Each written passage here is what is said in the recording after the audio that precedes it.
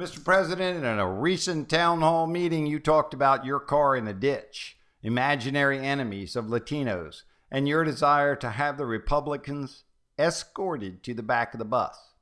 Your rhetoric was below the standards we expect from the office of the President of these United States.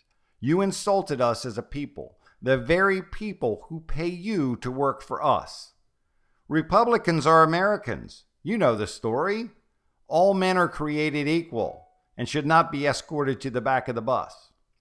You led the American people to believe that you were intolerant of disrespect toward anyone based on their beliefs, ethnic background, or political orientation.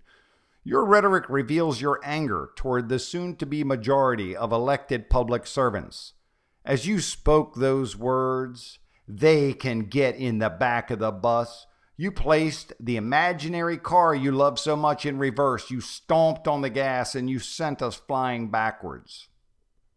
You then suggested the Latino population vote against their enemies, the enemies you try to create in their minds. Enemy is an infantile word used to describe other Americans, don't you think?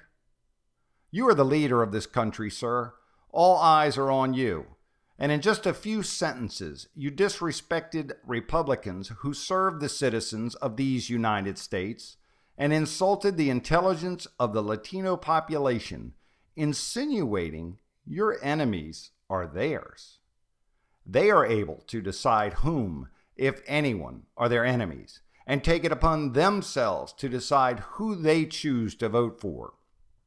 Why didn't you just address them as Americans, not Latinos and Republicans? You simply could have told the American people what you really wanted. But instead of saying, "I believe I can improve your life, vote for me," you identified Republicans as enemies, insinuating that Latino lives will be more difficult when the Republicans win big in November. Talk like this is dividing our country. We elect the President, Congress, and Senate to serve us. We pay the salaries and expect more. I'm not talking about handouts and stimulus checks and health care. I'm talking about quality leadership that empowers this country as a whole. The American people don't care if a public servant is a Democrat or a Republican, what their ethnic background is, how or when they arrived in this great nation of ours. What they do care about is what they want, which is a government by the people and for the people. What we see is very sad and different. Analogies seem to help you communicate with the intelligent people in America, so let me give you one. What we see when we look out our yards is an attractive backyard with a large sandbox. Circling the sandbox are self-serving politicians. Instead of beautiful, clean sand and toys, it's filled with quicksand, embedded with the grave problems facing this great nation. The politicians are busy in the sandbox, picking up clumps of quicksand and throwing it at one another.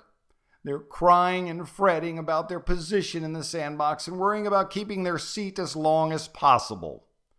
They build alliances with their colleagues to gang up on different groups. We watch in horror as the quicksand sinks rapidly into the earth. As we watch our country vanishing, frustration in our hearts converts to anger. For years, we tried to do the right thing by casting our vote for leaders we feel have our best interests at heart, and you let us down. We work day and night to better the lives of our families, children, and grandchildren, leaving the governing to you, and you've betrayed our trust. You folks in Washington are doing a great job at dividing a great nation. You're doing a great job of teaching us that fighting anger and immature behavior is the problem-solving solution. You're doing a fantastic job of eroding American hopes for a strong, independent nation at an irresponsible and frantic pace. I'm saddened and disappointed. You, Mr. President, and the members of Congress are here to serve this great nation. Do your jobs and stop throwing sand.